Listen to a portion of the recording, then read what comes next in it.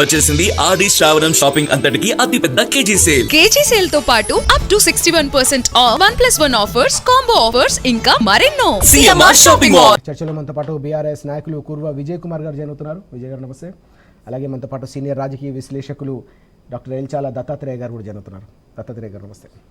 ముందుగా విజయ్ గారు, మనం చూస్తున్నాం అత్యంత బాధాకరమైన విషాదకరమైన సంఘటన. తెలంగాణలో ఈ 31 నెలల కాలంలో 1000 మందికి పైగా అన్నదాతలు ఆత్మహత్యలు చేసుకున్నారనే గణాంకాలు అనేవి అందరినీ కూడా కంటతడి పెట్టిస్తున్న పరిస్థితి, విషాదాన్ని నింపుతున్న సందర్భం. 10 ఏళ్ల పాటు మనం చూసాం కేసీఆర్ గారి హయాంలో సాగు సంతోషంగా సాగింది. 60 ఏళ్ళు అరిగోసపడ్డ అన్నదాతకు ఒక ధీమా, ఒక ధైర్యాన్ని కనిపించింది. మళ్ళీ ఆ ధీమా ధైర్యం కోల్పోతున్న నేపథ్యంలో ఈ స్థాయిలో మట్టి పూలన్నీ కూడా రాలిపోతూ ఉన్నాయి. రోజు రోజు కూడా ఈ ఆత్మహత్యలు ఆందోళన కలిగిస్తూ ఉన్నాయి. ఎట్లా చూడాలి? రోజు రోజుకు అన్నదాతల కుటుంబాల్లో జరుగుతున్న ఈ విషాదాన్ని మనం ఎట్లా అర్థం చేసుకోవాల్సిన అవసరం ఉంది? మార్నింగ్ అండి సీతారామరాజు గారు. ముందుగా మీకు, అదేవిధంగా మిత్రుడు దత్తాత్రేయ గారికి, టీ న్యూస్ ప్రేక్షకులకు నమస్కారాలు, గుడ్ మార్నింగ్. ఈరోజు ఈ వార్తని మనం మాట్లాడుకోవడం కొంచెం బాధాకరమైనటువంటిది. బరువెక్కినటువంటి గుండెతో మాట్లాడడం ఇది చాలా కొంచెం బాధతో కూడిన అంశం ఇది. ఎందుకంటే ఈ దేశానికి అన్నం పెట్టేటువంటి రైతన్న ఈరోజు ఈ రకంగా నేల కరుగుతూ ఉంటే ఎంతో బాధాకరమైనటువంటి అంశం ఇది. ఎండనక వాననక రేయింబవులు శ్రమించేటువంటి రైతు ఈరోజు కన్నీటి తొడలేనటువంటి సమాజం ఆ ప్రగతికే విరోధంగా మారేటువంటి పరిస్థితి ఉంది. వల్ల ఈరోజు ప్రతి ఒక్క వ్యక్తి, ఉద్యోగి కావచ్చు, పౌరులు కావచ్చు, ఎవరైనా కానీ తన కడుపు కోసం ఉద్యోగాలు చేసుకుంటారు, పని చేసుకుంటారు. కానీ రైతన్న మాత్రం ప్రతి పేదవాడి యొక్క కడుపు నిండడం కోసం, ప్రతి ఒక్క మనిషి కడుపు నిండడం, అన్నం పెట్టడం కోసం వారు పంటలు పండిస్తూ ఉంటారు, వ్యవసాయం సాగు చేస్తూ ఉంటారు.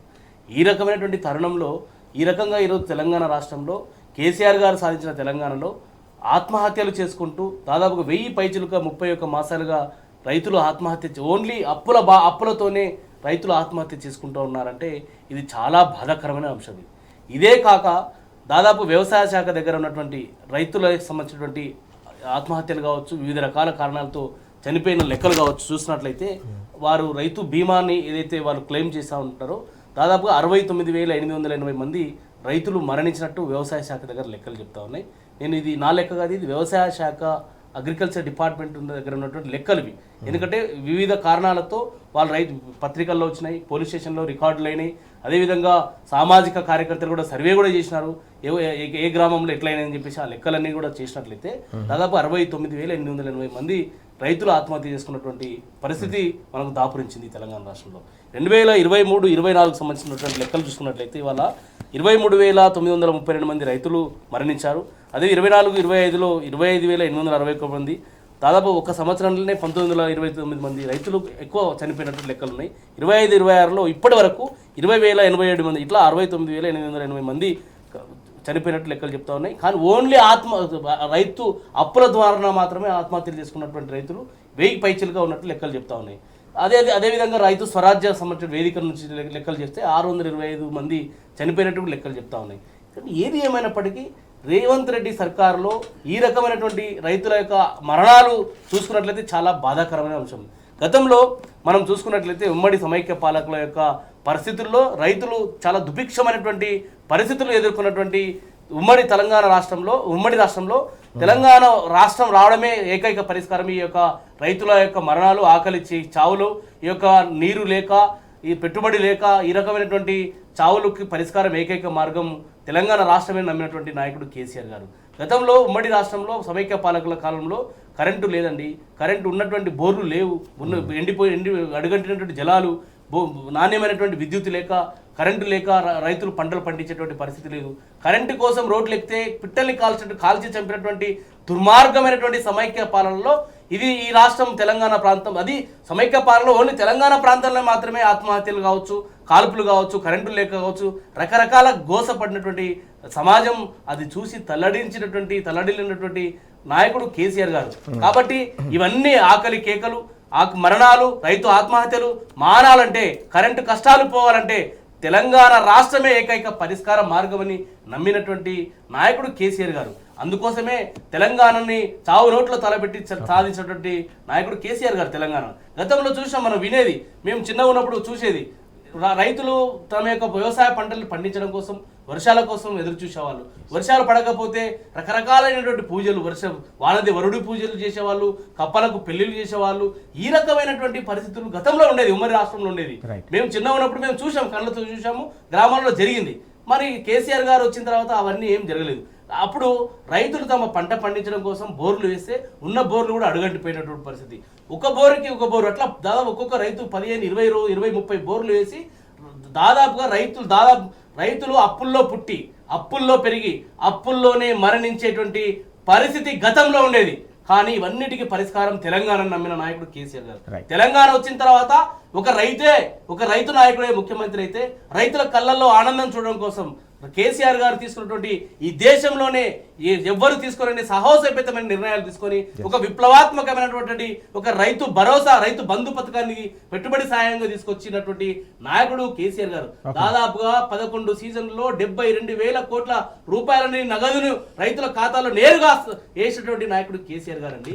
అదే కాక ఏ కారణంతో అయినా ఎవరైనా రైతులు అకాలమైనటువంటి మరణాలు సంభవిస్తే వారికి ఇంటికి అండగా ఉండడం కోసం, పెద్దన్నగా నేనున్నా, పెద్ద కొడుకుగా నేనున్నాని ఒక భరోసా కల్పించడం కోసం ఒక రైతు బీమా పథకాన్ని శ్రీకారం చుట్టిన నాయకుడు కేసీఆర్ గారు అండి. కేసీఆర్ గారి హయాంలో ఒక రైతు ఏ రకమైన అకాల మరణాన్ని సంభవిస్తే వారికి దశదిన కర్మ పూర్తి కాకటే ముందే 5 లక్షల రూపాయల చెక్కును వారి ఇంటికి చేరదీసి వారికి అండగా భరోసా ఇచ్చింది గతంలో బీఆర్ఎస్ ప్రభుత్వం కేసీఆర్ గారి నాయకత్వంలో. కానీ ఇవాళ రేవంత్ రెడ్డి గారు ఏంటంటే ప్రతిదానికి ఎగవేతలు, ప్రతిదానికి తూట్లు పడుస్తా ఉంది. అలా రైతు భరోసా పథకం తీసుకొస్తామని చెప్పేసి కేసీఆర్ గారు ఎకరాకు 15,000 ఇస్తా అంటే నేను 15,000 ఇస్తాను వరంగల్ రైతు డిక్లరేషన్ లో రాహుల్ గాంధీ గారిని తీసుకొచ్చి గాంధీల మాట నమ్ముతారని, నా మాట నమ్మరని రేవంత్ రెడ్డి గారు అబద్ధాలు మాట్లాడించి అబద్ధాలు వల్ల వేసి రైతులను ఏమార్చి ఇవాళ 15,000 రూపాయలు రైతు భరోసా ఇస్తామన్నటువంటి కాంగ్రెస్ సర్కారు ఇవాళ 12,000 రూపాయలు మాత్రమే ఇస్తూ రైతులను నట్టేయడం వస్తుంది. ఇప్పటి వరకు దాదాపుగా 29,000 కోట్ల రూపాయలు రైతు బంధును ఎగ్గొట్టినటువంటి ప్రభుత్వం ఏదైనా ఉందంటే ఈరోజు కాంగ్రెస్ ప్రభుత్వమే, రేవంత్ రెడ్డి గారి ప్రభుత్వమే. కాబట్టి మేము చెప్తా ఉన్నాం, ముందు నుంచి కూడా చెప్తా ఉన్నాం, ఇది రైతు బంధుకు రామ్ పలుకుతుంది అని చెప్పేసి కేసీఆర్ గారు ప్రతి సభలో చెప్పారు. కానీ ప్రజలు ఆశపడి వారికి ఓట్లు వేసిన దానికి ఈరోజు శిక్ష అనుభవిస్తా ఉన్నారు. కాబట్టి నేనేమంటున్నా, ఈ రాష్ట్రంలో మిమ్మల్ని నమ్మినటువంటి దానికి నట్టేయడం నుంచి మోసం చేసి రైతులను ఈ రకంగా ఏమార్చి చేస్తే ఖచ్చితంగా రైతు ఏడిచిన వ్యవసాయము ఎక్కడ కూడా బాగుపడేటువంటి పరిస్థితి లేదు. కాబట్టి రేవంత్ రెడ్డి గారికి సరైన సమయంలో సరైనటువంటి మీకు ఒక బుద్ధి చెప్పడానికి కూడా ప్రజలు సిద్ధంగా ఉన్నారు. ఒక లెక్కలు చెప్తాను, నేను ఒక లెక్క చెప్తాను. నేను 2014 నాటికి తెలంగాణ ప్రాంతంలో 1,31,00,000 ఎకరాలు మాత్రమే సాగు విస్తీర్ణం జరిగేదండి. కానీ కేసీఆర్ గారు హయాం వచ్చిన తర్వాత 2025-26 ఆర్థిక సర్వే లెక్క ప్రకారంగా 2023-24 నాటికి 2,20,00,000 ఎకరాల సాగు విస్తీర్ణానికి చేరుకుందంటే అది ఐక్యరాజ్య సమితి లెక్కలు చెప్తా ఉన్నాయి, ప్రపంచ నివేదికలు చెప్తా ఉన్నాయి, ఆర్థిక నిపుణులు చెప్తా ఉన్నారు, చాలా మంది చెప్తా ఉన్నారు. దీనికి ఏకైక కారణము 70% సాగు విస్తీర్ణం పెరిగింది 10 ఏళ్ల కాలంలో కేసీఆర్ గారి కాలంలో. అంటే అది కేసీఆర్ గారు చేస్తున్నటువంటి ఒక ప్రణాళికలు కావచ్చు, ఏదైతే మిషన్ కాకతీయ కావచ్చు, కాళేశ్వరం లాంటి ప్రాజెక్టు కావచ్చు, వివిధ ప్రాజెక్టులు పూర్తి చేయడం వల్ల సాగు విస్తీర్ణం పెరిగిందని చెప్పేసి లెక్కలు చెప్తా ఉన్నాయి. కాబట్టి కాంగ్రెస్ పార్టీ కాకి లెక్కలు చెప్తా ఉంది. గతంలో బీఆర్ఎస్ సాయంలో జరిగినటువంటి అభివృద్ధి వారు రైతులు చూసినటువంటి ఆనందం తప్ప గతంలో ఇంకొకటి సార్, గతంలో కేసీఆర్ గారు ఆయన ఉన్నప్పుడు రైతు పంట పండిస్తే నేరుగా కల్లాల దగ్గరికి వ్యవసాయ పంటలు కొనుగోలు చేసింది.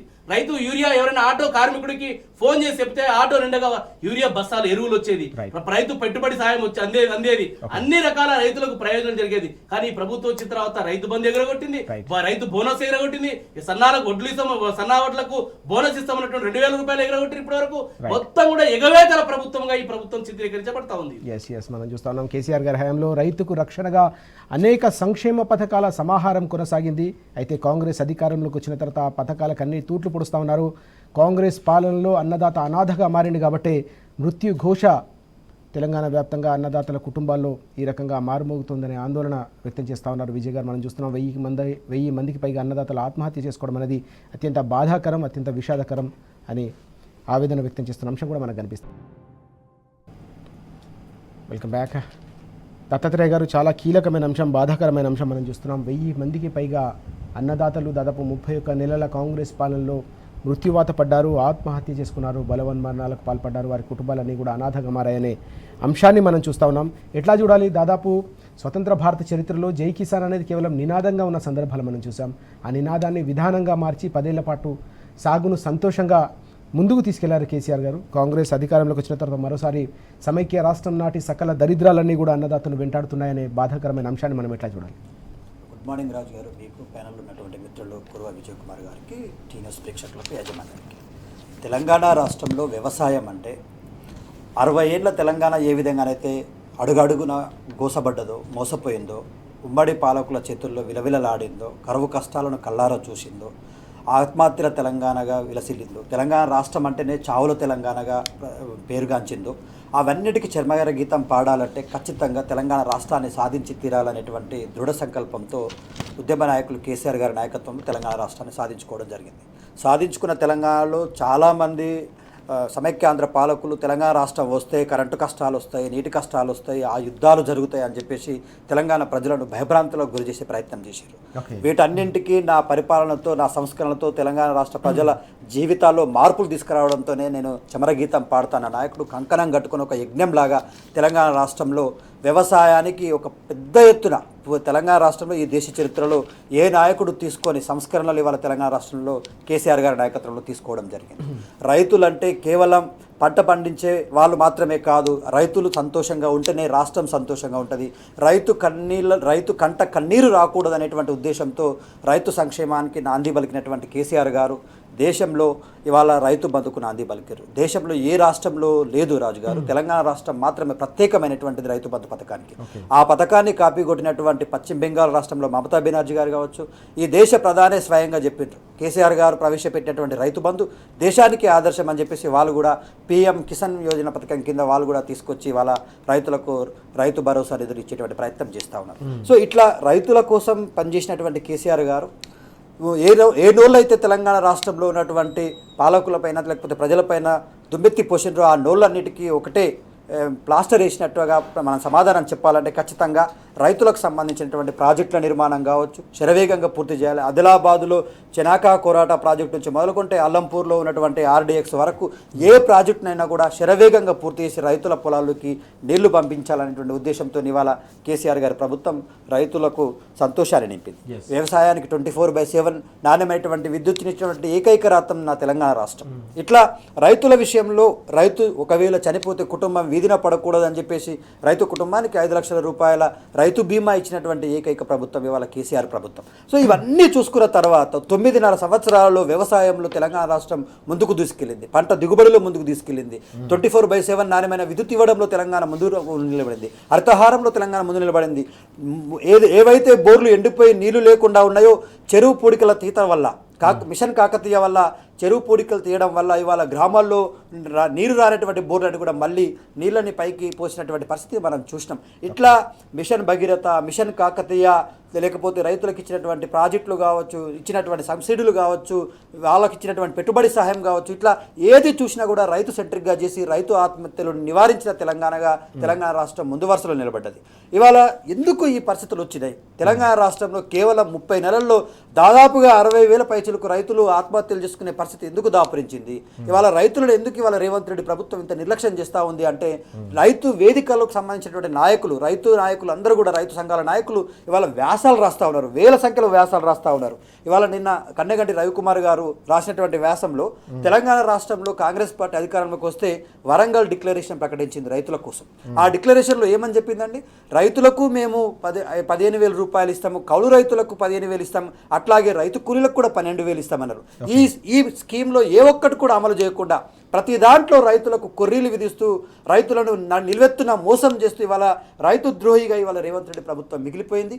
ఇవాళ కేవలం యూరియా బస్తాల కోసం కౌలు రైతుల పరిస్థితి అయితే మరీ దారుణం. ఒక గ్రామం మొత్తంగా 412 మంది రైతులు అప్లై చేసుకుంటే 22% మంది రైతులకు మాత్రమే ఇవాళ యూరియా బస్తాలు వచ్చే పరిస్థితి ఉంది. అది ఓనర్లకు ఓటీపీలు పోతాయి. ఆ రైతు ఓనర్లు ఎవరికైనా ఫోన్ చేసి మాకు ఓటీపీ చెప్పమంటే వాళ్ళు అందుబాటులో లేకపోతే వాళ్ళు ఇవాళ ఆ యూరియా బస్తాలు తీసుకోలేని పరిస్థితి. ప్రైవేటు మార్కెట్లో బయట 250 రూపాయలకు దొరకాల్సినటువంటి యూరియా బస్తాలను 500 రూపాయలు ఇచ్చి డబుల్ పే చేసి బ్లాక్ మార్కెట్లో తీసుకొని వాళ్ళ రైతులు వ్యవసాయానికి యూరియా బస్తాలను చల్లుకునే పరిస్థితి ఏర్పడింది. సో ఈ పరిస్థితులన్నీ చూసిన తర్వాత ఏమర్థమవుతా ఉందంటే ఏదైతే మనం వ్యవసాయానికి పెద్ద ఎత్తున కేసీఆర్ గారు పెద్దపీట వేసిండ్రో ఆ వ్యవసాయానికి మనం తూట్లు పొడవాలనే ఉద్దేశంతో ఇవాళ రేవంత్ రెడ్డి ప్రభుత్వం ఆ వ్యవసాయాన్ని గాలికి వదిలేసింది. పంట కొనుగోలు విషయంలో గతంలో చూసిన మనం 2 సంవత్సరాల్లో పంట మొత్తం కూడా వర్షార్పితమైతే ఏ ఒక్క నాయకుడు కూడా పంట పొలాల్లోకి వెళ్ళి ఆ మార్కెట్లోకి వెళ్ళి పంటను కొనే పరిస్థితి చేయలేదు. ఆ పంట పొలాల్లో ఉన్నటువంటి రైతులు తడిసిపోయిన పంట పట్టుకొని బోరున విలపిస్తూ అయ్యా కేసీఆర్ నువ్వే రావాలి, నువ్వు ఉన్నప్పుడు మాకు ఈ పరిస్థితులు రాలేదు, ఊర్లలోకి అధికారులను పంపించి లారీలను పంపించి కూలీలను పంపించి నువ్వు పంట కొనుగోలు చేసినావు, కానీ వాళ్ళ నువ్వు లేకపోవడం వల్ల రేవంత్ రెడ్డి ప్రభుత్వం వచ్చింది. కానీ ఈ రేవంత్ రెడ్డి ప్రభుత్వం రైతులపైన కర్కశంగా వ్యవహరిస్తూ ఉంది, వాళ్ళ రైతుల కన్నీటికి కారణమవుతా ఉంది, రైతులను ఏడిపిస్తూ ఉంది. మేము బోరున విలపిస్తున్నా కూడా పట్టించుకునే నాదులు లేడు, అటు పంట కొనుగోలు లేదు. ఇవాళ ఎల్లినో ప్రభావం వల్ల దేశవ్యాప్తంగా మనకు వర్షాభావ పరిస్థితులు ఉన్నాయి. అంటే ముఖ్యంగా తెలంగాణ రాష్ట్రంలో 92% ఇవాళ వర్షాభావ పరిస్థితి ఉందని చెప్పేసి సర్వేలు చెప్తా ఉన్నా కూడా ప్రభుత్వం ముందస్తు చర్యలు తీసుకోకపోవడం ఎంత దుర్మార్గమైనటువంటి చర్యను మనం అర్థం చేసుకోవాల్సిన అవసరం ఉంది. ఇవాళ ప్రతిపక్షంగా కేటీఆర్ గారి నాయకత్వంలో కన్నేపల్లిలో ఉన్నటువంటి ఆ మోటార్లు ఆన్ చేస్తే మనం ఇవాళ ఇల్లంపల్లి నింపుకోవచ్చు. నాయన ఇల్లంపల్లి నింపుకుంటే ఇవాళ కరీంనగర్కి అయినా హైదరాబాద్కి అయినా తాగునీరుకు కానీ మిగతా సాగునీరుకు కానీ మనము నీరు అందించుకోవచ్చు అని చెప్పేసి రిటైర్డ్ ఉద్యోగులు, రిటైర్డ్ ఇంజనీర్లు, ఆ నీటి ఎక్స్పర్ట్స్ ఇవాళ చెప్తా ఉన్నా కూడా రేవంత్ రెడ్డి ప్రభుత్వం దారుణంగా వాంటెడ్గా కేసీఆర్ గారి ప్రభుత్వాన్ని బద్నాం చేయడమే, ఇవాళ రైతులను ఏడిపించడమే లక్ష్యంగా పెట్టుకొని రైతులను ఇవాళ గోసకు దారితీస్తూ ఉంది. ఇవాళ తెలంగాణ రాష్ట్రంలో 92% గ్రామాలు బీడుబారుతా ఉన్నాయి. రాజుగారు ఎల్లినో ప్రభావం వల్ల మొత్తం 12,766 గ్రామాలు ఉంటే 11,479 గ్రామాలు ఇవాళ ఎడారిగా మారేటువంటి పరిస్థితి ఉంది. ఎండిపోతూ ఉన్నాయి. ఆదిలాబాద్ నుంచి మొదలుకొంటే అల్లాపూర్ వరకు ఏ పొలంలోకి వెళ్ళి చూసినా కూడా మొలకలు మొలకెత్తినాయి, కానీ వాటికి సరైన సమయంలో వర్షాలు పడకపోవడం వల్ల అవి పూర్తి స్థాయిలో ఎండిపోయిన పంటను పట్టుకొని రైతులు కన్నీటి పర్వంతమవుతా ఉన్నారు. ఇవాళ నీటి వనరులు తగ్గుముఖం పడతా ఉన్నాయి, భూగర్భ జలాలు అడుగడుతూ ఉన్నాయి, అట్లాగే ఆర్థిక మాంద్యం ఏర్పడేటువంటి పరిస్థితి ఉంది, సామాజిక పరిస్థితులు చిన్నాభిన్నమైనటువంటి పరిస్థితి ఉంది, వలసలు పెరుగుతాయి అని చెప్పేసి సర్వేలు చెప్తా ఉన్నా కూడా ఇవాళ జస్ట్ ఒక కటకొత్తితే ప్రాజెక్టులలోకి నీళ్లు వచ్చే పరిస్థితులు ఉంటే ఆ కటకలొత్తకుండా కేవలం కేసీఆర్ గారి ప్రభుత్వాన్ని బద్నాం చేయాలన్న ఏకైక లక్ష్యంతో కేసీఆర్ మీద ఉన్న రాజకీయ కక్షతోటి రైతుల కన్నీటికి కారణమైతా ఉన్నాడు రేవంత్ రెడ్డి. ఇవాళ అదే రైతులు అంటా ఉన్నారు, మా కన్నీటిలో ఈ రేవంత్ రెడ్డి ప్రభుత్వం కొట్టుకుపోవడం ఖాయం, మేమే కంకణం కట్టుకుని రేవంత్ రెడ్డిని ఓడిస్తాం. ఇవాళ మా మీద ఎందుకైనా నీకు ఇంత కక్ష, కేసీఆర్ ఏం తప్పు చేసిండని ఇవాళ కేసీఆర్ మీద రాజకీయంగా నీకేదైనా ఉంటే నువ్వు మాట్లాడుకో, కానీ కేసీఆర్ని చావాలని కోరుతావు. ఇవాళ రైతులని చావులకు కారణమైతా ఉన్నావు. 1000 మంది రైతులు ఇవాళ ఉసురు పోసుకున్నారంటే, ఆత్మహత్య చేసుకున్నారంటే, నీ కారణంగా చనిపోయినరు అంటే ఆ కుటుంబాలన్నీ 1000 కళ్ళతో ఎదురు చూస్తుంటే కేసీఆర్ చనిపోయిన కుటుంబానికి 5 లక్షలు పంపించి వాళ్ళ కుటుంబానికి భరోసాని ధైర్యాన్ని ఇస్తే ఇవాళ నువ్వు ఆ ప్రీమియం అమౌంట్ కట్టకుండా ఎల్ఐసికి ఎగవేసినవు అంటే దీనికి కారణం ఏంది అని చెప్పేసి ఇవాళ రైతు నాయకులు కానీ ఇవాళ ప్రతిపక్షాలుగా మేము ప్రశ్నిస్తూ ఉంటే ఇవాళ మమ్మల్ని వ్యక్తిగతంగా విమర్శించేటువంటి ప్రయత్నం చేస్తూ ఉన్నాం. నీకు విషయం తెలియక, అవగాహన లేక, తెలంగాణ భౌగోళిక పరిస్థితుల మీద జ్ఞానం లేక, నాలెడ్జ్ లేక ఎవరైనా ఎక్స్పర్ట్స్ మీకు సలహాలు ఇస్తే వాళ్ళకు బెల్ట్ ట్రీట్మెంట్ ఇవ్వాలా, వాళ్ళని జైల్లో పెట్టాలని చెప్పేసి రిటైర్డ్ ఇంజనీర్ మీద దుర్భాషలు ఆడుతూ ఉన్నావు. ఇది దేనికి సంకేతం రేవంత్ రెడ్డి? నీ అవగాహన రాహిత్యానికి, నీ అజ్ఞానానికి పరాకాష్ట కాదా ఇది అని చెప్పేసి ఇవాళ తెలంగాణ రైతు నాయకులు కానీ రైతులు కానీ ఇవాళ బోరున వినిపిస్తూ ఉన్నారు. చాలా కీలకమైన అంశం. పూర్తిగా రైతును అనాథను చేసేశారు, సంక్షోభంలోకి వ్యవసాయాన్ని కూరుకుపోయేలా చేశారు కాబట్టి వ్యవసాయ వ్యతిరేక నిర్ణయాలు తీసుకుంటున్నారు కాబట్టి పూర్తి స్థాయిలో తెలంగాణలో మృత్యు ఘోష మోగుతోంది. అన్నదాతల కుటుంబాల్లో 1000 మందికి పైగా అన్నదాతలు ఆత్మహత్య చేసుకోవడం కేవలం 30 నెలల వ్యవధిలో అనేది అత్యంత విషాదం. దేశ చరిత్రలోనే ఈ స్థాయిలో ఇంత తక్కువ వ్యవధిలో ఆత్మహత్యలు జరిగిన సందర్భాలు లేవని దత్తాత్రేయ గారు కూడా తీవ్ర స్థాయిలో ఆందోళన వ్యక్తం చేస్తున్న విషయాలు మనం చూస్తూ ఉన్నాం. విజయ్ గారు, ఇక్కడ చాలా కీలకమైన అంశం మనకు కనిపిస్తోంది. నిన్న కేటీఆర్ గారు కూడా ప్రస్తావించారు. ఈ పరిస్థితికి ఇప్పటికే వ్యవసాయాన్ని సంక్షోభంలోకి నెట్టేశారు. మరోసారి కరువుకు సంబంధించి దేశంలో ఎప్పుడు కూడా ఎక్కడ కరువు వచ్చినా తెలంగాణలో రాకూడదని చెప్పేసి కాళేశ్వరం ప్రాజెక్టును నిర్మిస్తే కేసీఆర్ గారు దానిపై కక్షగట్టి మీరు ప్రాజెక్టులన్నీ కూడా పడావు పెడతా ఉన్నారని చెప్పేసి కేటీఆర్ గారు మండిపడ్డారు. ప్రాజెక్టులన్నీ కూడా డెడ్ స్టోరేజ్లో ఉంటే ప్రభుత్వం కోల్డ్ స్టోరేజ్లో నిద్రపోతూ ఉంది. అందుకోసమే రైతాంగం అంతా కూడా అవస్థలు పడుతూ ఉన్నారు. ఎక్కడ కూడా నీటి మట్టాలు లేవు. ప్రతి ప్రాజెక్టు కూడా పడావు పడుతున్న దయనీయమైన పరిస్థితిని ఆయన సూటిగా ధ్వజమెత్తారు. ముఖ్యమంత్రిని సూటిగా నిలదీసిన అంశం. ఎట్లా చూడాలి దీన్ని మనం? ఇది వాస్తవంగా చెప్పాలంటే తెలంగాణ రాష్ట్రానికి కావచ్చు, దేశానికి కావచ్చు, ప్రపంచానికి కావచ్చు, పర్యావరణవేత్తలు కావచ్చు, ఆర్థికవేత్తలు కావచ్చు, రకరకాల వాళ్ళు, తర్వాత ఎలినోకు సంబంధించిన తీవ్రమైనటువంటి సూపర్ ఎలినో వస్తుందని చెప్పేసి ఐఎండీ కావచ్చు, శాస్త్రవేత్తలు కూడా మొత్తం కూడా ప్రభుత్వాలకు ఎప్పటికప్పుడు సూచనలు చేస్తూ ఉన్నారు, హెచ్చరికలు చేస్తూ ఉన్నారు, సూచనలు చేస్తూ ఉన్నారు.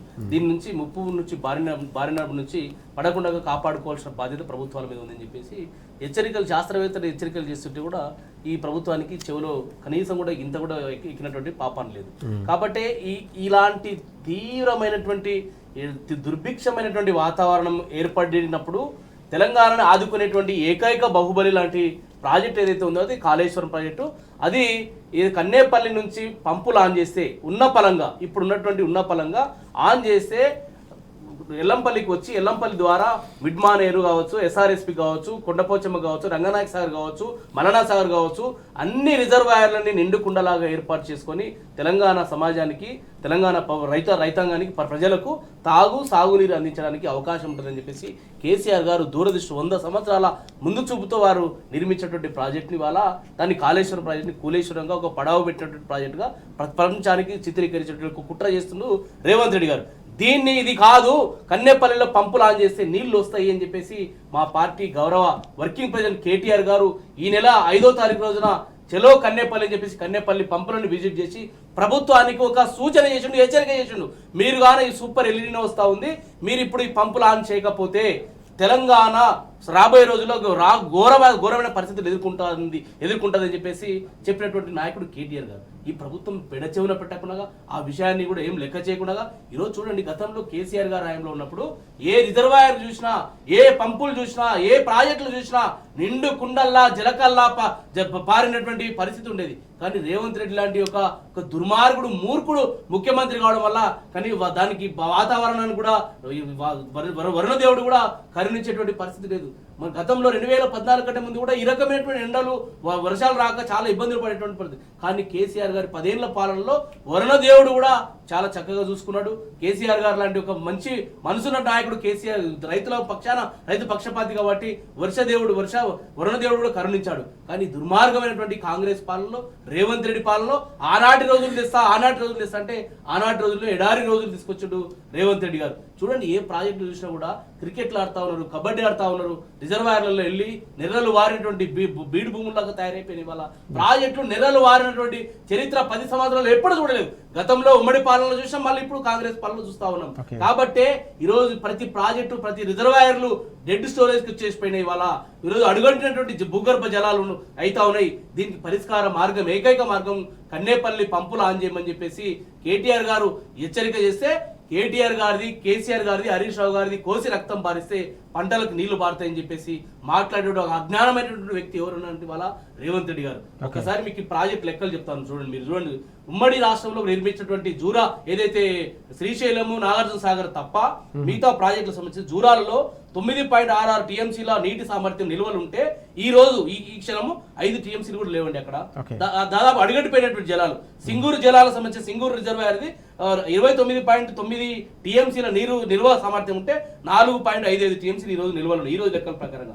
శ్రీరామ్ సాగర్ సంబంధించింది 90.31 టీఎంసీల నిల్వ సామర్థ్యం ఉంటే 18.24 టీఎంసీల నిల్వ సామర్థ్యం ఈ రోజు అడుగంటిపోయినటువంటి పరిస్థితి. ఎల్లంపల్లి 20 టీఎంసీలు ఉంటే 7 టీఎంసీలు లేవాలా. ఇప్పుడు ఈ రోజు అయితే దాదాపు 3-4 టీఎంసీలు లేవని లెక్కలు చెప్తా ఉన్నాయి, రిపోర్ట్లు వస్తా ఉన్నాయి, సిడబ్ల్యూసీ లెక్కలు చెప్తా ఉన్నాయి.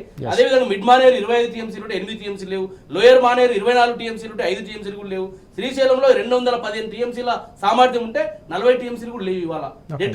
అది గాన ఇంకా కిందికి వెళ్ళిపోతే మన హైదరాబాద్ తాగునీరు కూడా రాదు. ఇది నాగార్జున సాగర్ 312 టీఎంసీలు ఉంటే ఆడ 130 టీఎంసీలు కూడా లేవండి. అంటే నేనేమంటే ఉమ్మడి రాష్ట్రంలో నిర్మించినటువంటి ఈ 2 ప్రాజెక్టులు తప్ప అన్ని రిజర్వాయర్ ఈ రోజు అడుగంటిపోయినాయి. అన్ని ప్రాజెక్టులు ఈ రోజు డెడ్ స్టోరేజ్ కి వచ్చేసిపోయినాయి. ఎర్రలు బారిపోయింది. కాబట్టి రేవంత్ రెడ్డి గారు, మీరు ముందు చూపుతున్న బీఆర్ఎస్ పార్టీ, కేటీఆర్ గారు, కేసీఆర్ గారు మీకు హెచ్చరిక చేస్తా ఉన్నారు. ఆ హెచ్చరికలను మీరు పాజిటివ్ స్వీకరించి కన్నేపల్లిని ఈ రోజుకైనా కన్నేపల్లి నుంచి పంపులు ఆన్ చేసి నీళ్లు అందించండి.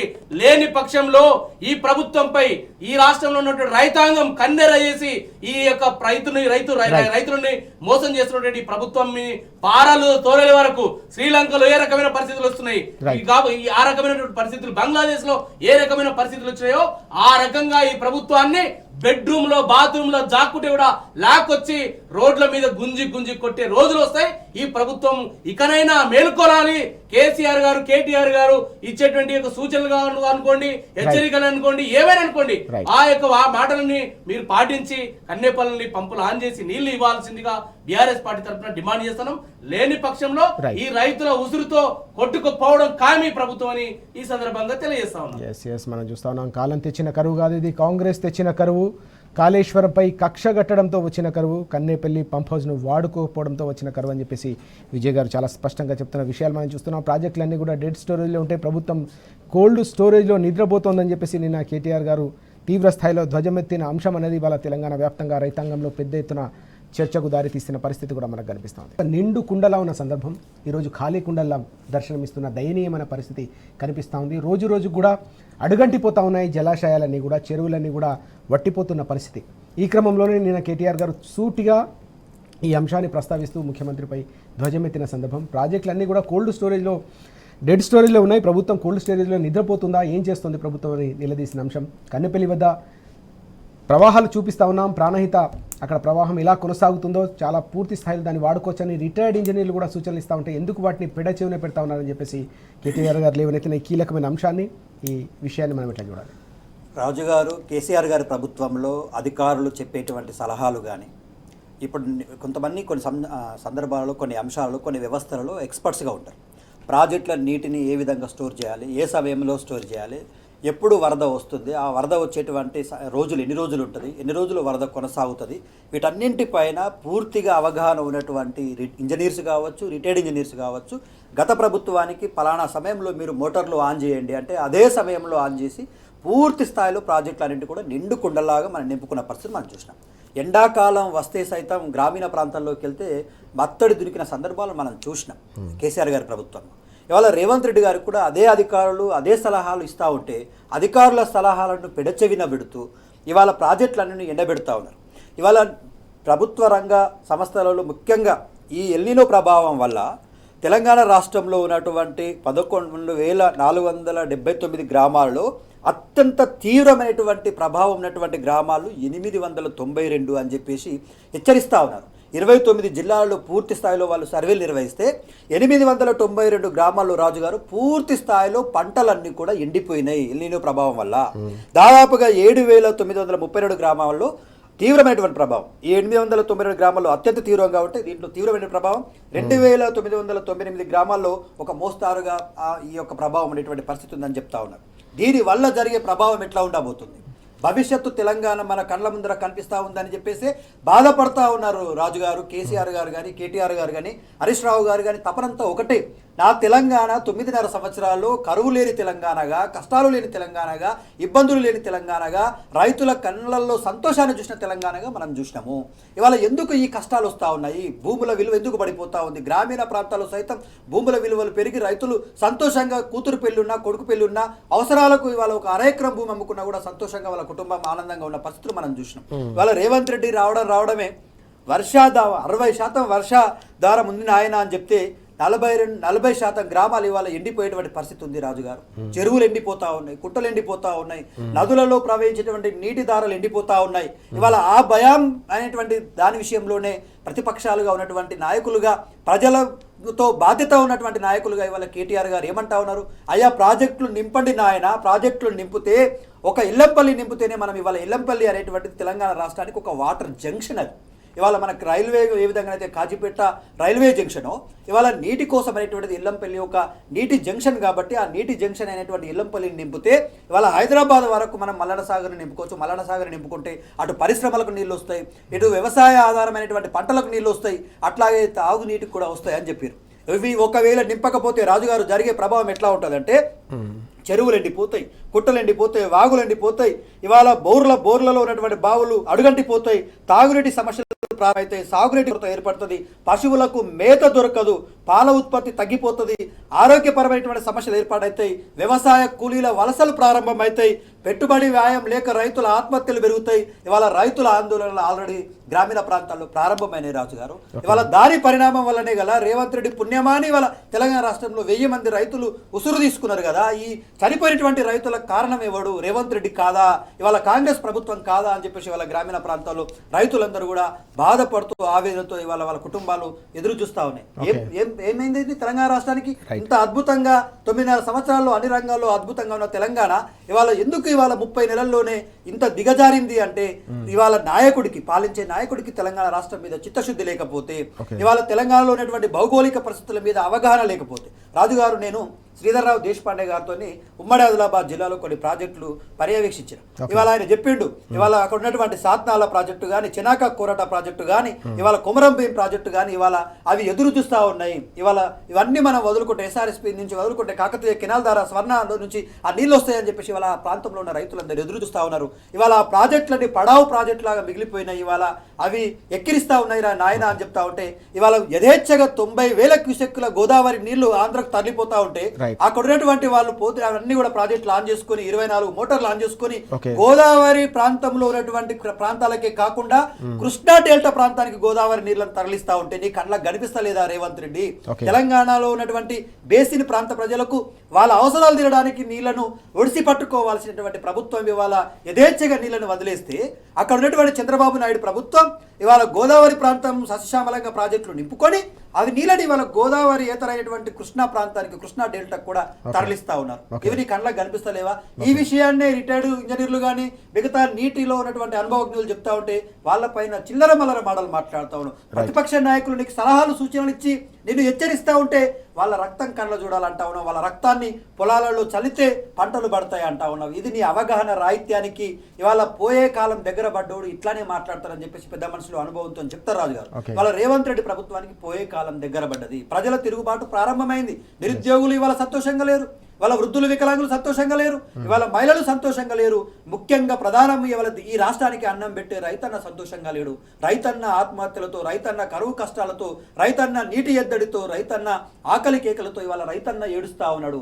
రైతు ఏడ్చిన రాజ్యం బాగుపడదని మనకు చరిత్ర చెప్పింది. ఇవాళ తెలంగాణ రాష్ట్రంలో కూడా అదే నిజమైతుంది. రేవంత్ రెడ్డి ప్రభుత్వం రైతుల కన్నీటిలో కొట్టుకుపోవడం ఖాయం రాజు గారు. ఇది జరగబోతా ఉంది తెలంగాణ. మనం చూస్తా ఉన్నాం, రైతుల కన్నీరులో ప్రభుత్వం కొట్టుకుపోవడం ఖాయం అని చెప్పేసి దత్తాత్రేయ గారు చాలా స్పష్టంగా ఆగ్రహం వ్యక్తం చేస్తున్న అంశాలు మనకు కనిపిస్తూ ఉన్నాయి. 1000 మందికి పైగా రైతులు ఆత్మహత్య చేసుకోవడం, మరోవైపు రైతుకు రక్షణగా ఉన్న పథకాలన్నీ నీరుగారిపోవడం, చివరికి ప్రాజెక్టులన్నీ కూడా వట్టిపోతున్నా కూడా ప్రభుత్వం కోల్డ్ స్టోరేజ్లో పూర్తిగా మొద్దు నిద్రపోతుందని చెప్పేసి కేటీఆర్ గారు తీవ్ర స్థాయిలో ధ్వజమెత్తిన అంశం అనేది కూడా ఈరోజు పెద్ద ఎత్తున చర్చకు దారితీస్తున్న పరిస్థితి. ఈ క్రమంలోనే ఈరోజు BRS party working president KTR గారు రైతు సదస్సుకు హాజరు కాబోతున్నారు. లక్సెట్టిపేటలో ఈరోజు ఆ సభ జరగబోతోంది. ఇటీవల అక్కడ ఏకంగా ఒకే రోజు 4 రైతులు మరణించిన సందర్భం, కొనుగోలు కేంద్రం వద్ద తమ పంటలను కాపాడుకునే ప్రయత్నంలో 4 రైతులు అక్కడ చనిపోయిన సందర్భం కూడా ఉంది. ఆ కుటుంబాలను కూడా ఆదుకోబోతా ఉన్నారు, వారికి అండగా నిలవబోతున్నారు.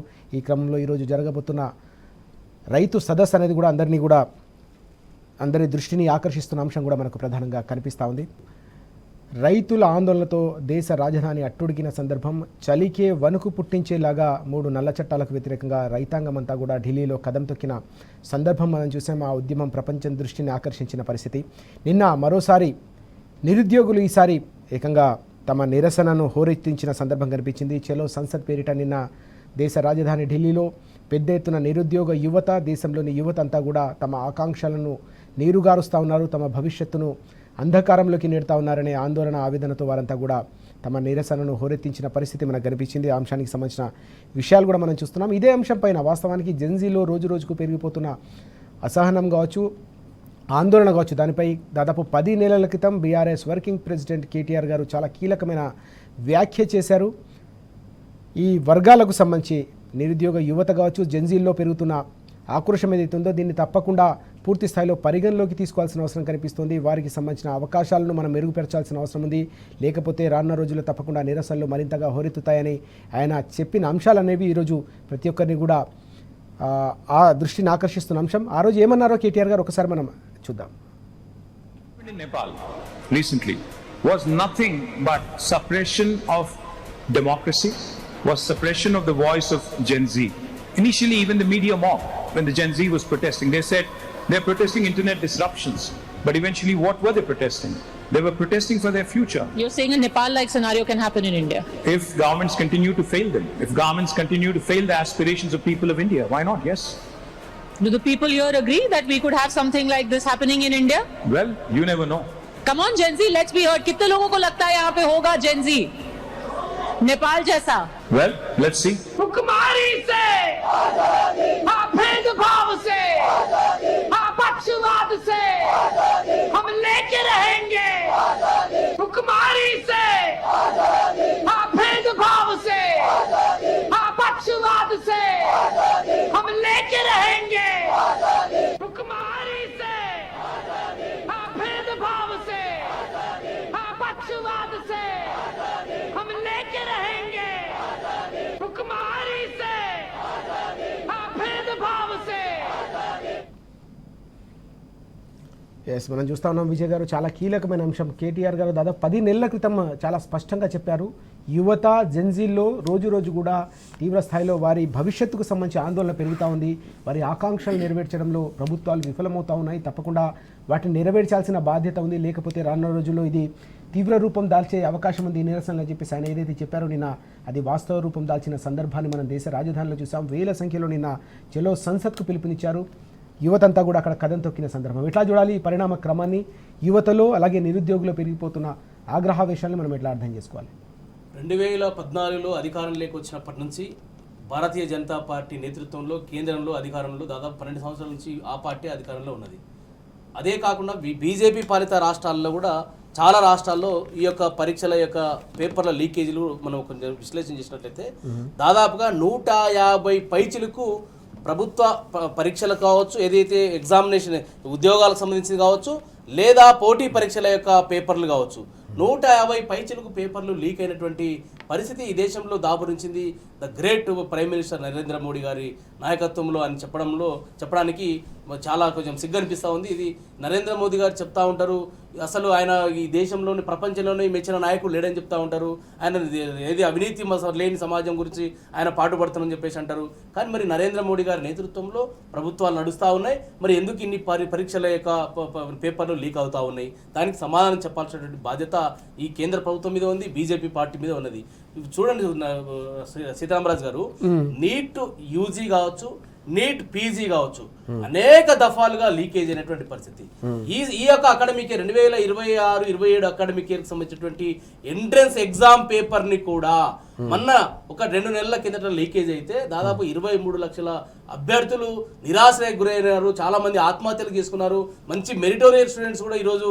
వారికి ర్యాంక్ వచ్చేటువంటి పరిస్థితి నిన్న 3 రోజుల కింద నీట్ పరీక్ష సంబంధించిన మళ్ళీ రీ ఎగ్జామినేషన్ సంబంధించిన రిజల్ట్స్ కూడా వచ్చినాయి చాలా మందికి వాళ్ళకి ర్యాంకులు రానిటువంటి పరిస్థితి ఉంది వీరందరి యొక్క పాపానికి ఈ ప్రభుత్వం మూట కట్టుకోక తప్పదు మీరు చూడండి ఒకసారి గతం చూసినట్టయితే కేంద్ర ప్రభుత్వం నిర్వహించినటువంటి పోటీ పరీక్షలకి దాదాపుగా ఒక 70 పైచిలకు పరీక్షలని పేపర్లు లీకేజ్ అయింది ఉత్తరప్రదేశ్లో 11 పైచిలకు అయింది మధ్యప్రదేశ్లో 9 పేపర్లు రాజస్థాన్లో 20 పైచిలకు గుజరాత్లో దాదాపుగా 9 పేపర్లు లీక్ అయినాయి ఈ రకంగా చూసుకున్నట్టే వివిధ రాష్ట్రాల్లో బీజేపీ పాలిత రాష్ట్రాల్లో పేపర్లు లీకేజ్ అయ్యి అభ్యర్థులు దాదాపుగా 1,50,00,000 మంది అభ్యర్థులు ఈరోజు చాలా నిరుత్సాహానికి గురైనారు వారు ఇబ్బంది పడ్డారు వారు చాలా ఈ యొక్క పోటీ పరీక్షల్లో ప్రిపేర్ అయ్యి వారు ఇబ్బంది పడేటువంటి పరిస్థితి ఉంది మరి దానికి నిరసనగా ఈరోజు చూసినట్లయితే సోనం వాంగ్చుక్ దాదాపు 20 రోజుల నుంచి వారు ఆమరణ దీక్ష చేస్తా ఉన్నారు అదేవిధంగా నిరుద్యోగ అభ్యర్థులు లక్షల మంది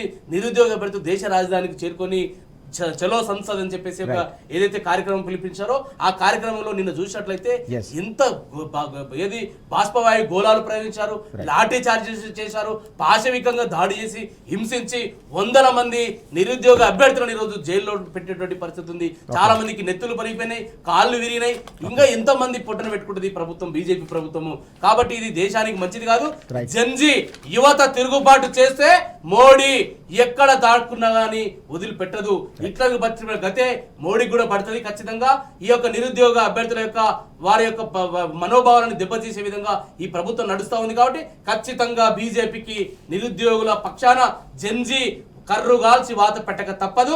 కేటీఆర్ గారు గతంలోనే హెచ్చరించేశారు, జెన్జీతో పెట్టుకుని ఏ ప్రభుత్వాలు ముందుకు వెళ్ళవు, కొనసాగవు, మనుగడలో ఉండవని చెప్పేసి చెప్పారు. అదే జరగబోతా ఉంది. ఎస్, దత్తాత్రేయ గారు ఎట్లా చూడాల్సిన అవసరం కనిపిస్తుంది? దేశ రాజధానిలో, అది కూడా పార్లమెంట్ ముందరే ఏకంగా ఈ స్థాయిలో నిరసన హోరెత్తడం అనేది దేనికి మనం ప్రతిబింబంగా భావించాల్సిన అవసరం కనిపిస్తోంది? కేటీఆర్ గారు నిజంగానే 10 నెలల క్రితమే చెప్పారు, తప్పకుండా యువతకు సంబంధించిన ఆకాంక్షలను మీరు నెరవేర్చకపోయినా, వారిని అణిచివేసే ప్రయత్నం చేసినా తప్పకుండా నిరసనలు దేశవ్యాప్తంగా కూడా దేశంలో తప్పకుండా హోరెత్తే ప్రమాదం ఉంది, కాబట్టి వాటిని తప్పకుండా పరిగణలోకి తీసుకోవాలని చేసిన హెచ్చరికను మనం ఎట్లా చూడాలి? రాజు గారు, సామాజిక ఉద్యమకారులు సోనం వాంగ్చుక్ గారు ఏదైతే కేంద్ర ప్రభుత్వం, బీజేపీ ప్రభుత్వం, నరేంద్ర మోడీ ప్రభుత్వం నిరుద్యోగులైనటువంటి విద్యార్థులకు కావచ్చు, లేకపోతే నీట్ ఎగ్జామ్ రాస్తున్నటువంటి మెడికోల కోసం పెడుతున్నటువంటి UG under graduation test, NEET టెస్ట్లో జరిగినటువంటి పేపర్ లీకేజీ పైన జవాబుదారీతనాన్ని ప్రదర్శించండి అని చెప్పేసి దేశ యువత మొత్తం కూడా ఒక్కటై ఇవాళ దేశ రాజధాని అయినటువంటి న్యూఢిల్లీలో పార్లమెంటు ముట్టడికి పిలుపునిస్తే ఇవాళ బీజేపీ నాయకులైనటువంటి వాళ్ళు ఎందుకు ఇవాళ వాళ్ళపైన కర్కశంగా వ్యవహరిస్తూ ఉన్నారు, వాళ్ళ రక్తం చిందిస్తూ ఉన్నారు, ఇవాళ రక్తం ఢిల్లీ పురవీధుల్లో ఏరులై పారుతూ ఉంది అంటే దీనికి కారణం ఎవరు? ప్రభుత్వం చేసిన తప్పుకు జవాబుదారీతనం ఉంటుందా ఉండదా? వాళ్ళు ప్రధానంగా పెట్టుకునేటువంటి డిమాండ్ ఒకే ఒకటి, మేము నిష్పక్షపాతంగా ఈ నీట్ పేపర్ల లీకేజీ ఒకసారి జరిగితే దాన్ని ఇంత పెద్ద ఎత్తున వాళ్ళ బాధపడే వాళ్ళు కాదు. దాదాపుగా 6 సార్లు నీట్ ఎగ్జామ్ పేపర్ లీక్ కావడం, వివిధ రాష్ట్రాల్లో, బీజేపీ పాలిత రాష్ట్రాల్లో జిరాక్స్ సెంటర్లలో పేపర్లు దొరకడం, ఎగ్జామ్ సెంటర్లలో జవాబులు దొరకడం, 200 పైచిలకు ఆన్సర్లతో కూడినటువంటి స్క్రిప్టులు, పెన్నుతో రాసినటువంటి స్క్రిప్టులు దొరకడం వల్ల ఇవాళ యువత కలత చెంది మేము ఇంత నిజాయితీగా నిక్కచ్చిగా కేంద్ర ప్రభుత్వం పెడుతున్నటువంటి పరీక్షలకు మేము సన్నద్ధమవుతా ఉంటే మా మనోభావాలు దెబ్బతీసే విధంగా ప్రభుత్వం పేపర్లు అమ్ముకొని ఇవాళ నీట్ సీట్లలో, మెడిసిన్ సీట్లలో ఇవాళ జరిగినటువంటి అవకతవక పైన ఆ విద్యాశాఖ మంత్రిగా ఉన్నటువంటి ధర్మేంద్ర ప్రధాన్ గారు ఖచ్చితంగా రాజీనామా చేయాలనేటువంటి ప్రధాన డిమాండ్. ఇవాళ నిష్పక్షపాతంగా విచారణ జరపాలని, కారణమైనటువంటి వాళ్ళపైన చర్యలు తీసుకోవాలని, నష్టపోయినటువంటి విద్యార్థులు, కొంతమంది ఆత్మహత్య చేసుకున్న విద్యార్థులకు 1 కోటి నష్టపరిహారం ఇవ్వాలనేటువంటి ఒక ప్రధానమైనటువంటి 3 డిమాండ్లతో వాళ్ళు ధర్నా చేస్తూ ఉంటే మా నాయకుడు కేటీఆర్ గారు చాలా స్పష్టంగా చెప్తా ఉన్నారు, అక్కడ కేంద్రంలో బీజేపీ యువతను మోసం చేస్తూ ఉంది, ఇక్కడ రాష్ట్రంలో రేవంత్ రెడ్డి ప్రభుత్వం యువతను మోసం చేస్తూ ఉంది, అక్కడ 2 కోట్ల ఉద్యోగాలు గాలికి పోయినాయి, వదిలేసిండ్రు, 2 కోట్ల ఉద్యోగాల భర్తీ ప్రక్రియ లేకుండానే పోయింది, ఇవాళ 2 లక్షల ఉద్యోగాలు మొదటి సంవత్సరంలో భర్తీ చేస్తామన్న రేవంత్ ప్రభుత్వం కూడా ఇవాళ నిరుద్యోగులను గాలికి వదిలేసింది. కాబట్టి ఈ ప్రభుత్వం కూలిపోవడం ఖాయం, నిరుద్యోగుల యువకుల ఆవేశంలో ఈ 2 ప్రభుత్వాలు కొట్టుకుపోవడం ఖాయం. దేశ నడివీధిలో ఇవాళ మహిళలను చూడకుండా, విద్యార్థులను చూడకుండా, యువకులను చూడకుండా, దేశ నిర్మాతలను చూడకుండా వాళ్ళ మీద నువ్వు లాఠీలతో ఇవాళ నాట్యం చేయిస్తూ ఉంటే, వాళ్ళ రక్తాన్ని కళ్ళలో చూస్తూ ఉంటే మోడీ నీకు ఇది న్యాయమా అని చెప్పేసి వాళ్ళ సామాజిక ఉద్యమకారులు అడుగుతూ ఉంటే వాళ్ళకు మద్దతుగా సోనం వాంగ్చుక్ గారు 20 రోజులుగా ఇవాళ ఆమరణ నిరాహార దీక్ష చేస్తూ ఉంటే కర్కశంగా వ్యవహరించిన తీరు, ఆయన భార్యని సైతం జుట్టుబట్టి లాక్కెళ్ళి కొట్టినటువంటి తీరుకి ఇవాళ బీఆర్ఎస్ నాయకులుగా వర్కింగ్ ప్రెసిడెంట్ కేటీఆర్ గారు ఒకటే చెప్తా ఉన్నారు, యువత ఆకాంక్షలను అర్థం చేసుకోండి, యువత డిమాండ్లను నెరవేర్చండి, వాళ్ళు అడిగింది మీ ప్రభుత్వం నిష్పక్షపాతంగా పరీక్షలు పెట్టమని అడుగుతా ఉన్నారు. జరిగినటువంటి దానికి కారణం ఎవడైతే పరీక్ష పేపర్లు లీక్ చేసి పురవీధుల్లో అమ్ముకున్నాడో వారి మీద చర్యలు తీసుకోండి, దానికి బాధ్యతగా ఆ శాఖ మంత్రి అయినటువంటి ఆయన వ్యక్తిని ప్రధాని రాజీనామా చేయించమని చెప్పేసి ఇవాళ డిమాండ్ చేస్తా ఉన్నారు.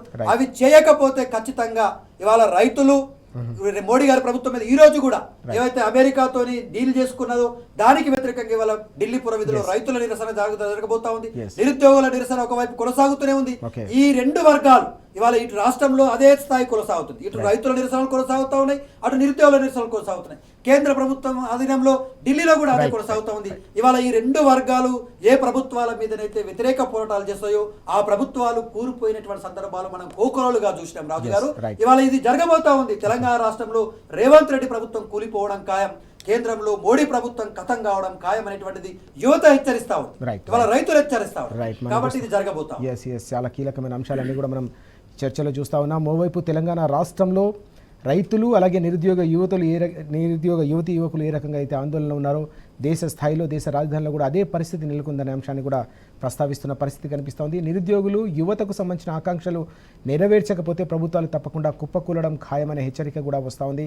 వాస్తవానికి ఈ అంశాన్ని 10 నెలల క్రితమే కేటీఆర్ గారు చాలా స్పష్టంగా యువ అనే ఒక నేషనల్ మీడియా సదస్సులో వెల్లడించారు. తప్పకుండా రోజు రోజుకు వారిలో అసహనం కావచ్చు, ఆక్రోషం కావచ్చు, వాళ్ళ భవిష్యత్తుపై ఆందోళన కావచ్చు వ్యక్తమవుతున్న నేపథ్యంలో దేశ నిర్మాతలైన యువత ఆకాంక్షలు నెరవేర్చాల్సిన బాధ్యత ఉంది.